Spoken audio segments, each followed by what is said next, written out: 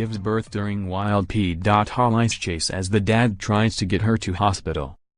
This is insane. Not many couples can say their baby was born during a high-speed car chase, but that's exactly what happened to this duo as they frantically sped to the hospital.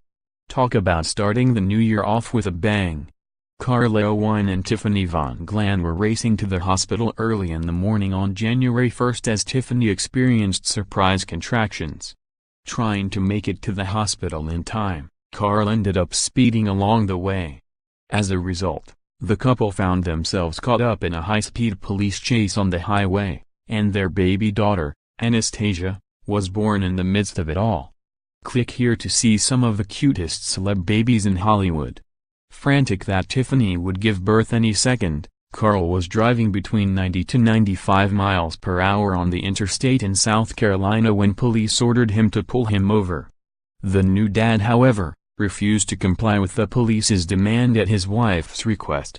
He was going about 90-95 and a police officer came up behind us to pull us over, Tiffany explained to Wish TV.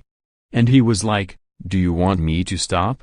And I was like, "No, don't you stop," because I felt her coming. Yikes. Before they knew it, Tiffany and Carl's car was being trailed by multiple officers. I look back and there's like 20 police cars, and they had the exits blocked off and everything, Tiffany told WCBD. Eventually it got to where they had to box us in to stop us.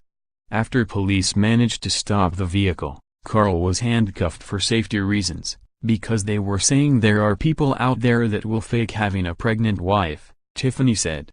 But despite the chaos, the pregnant mom continued going into labor, right there on the interstate. Once the officers became aware of the situation, they promptly aided her with the birth.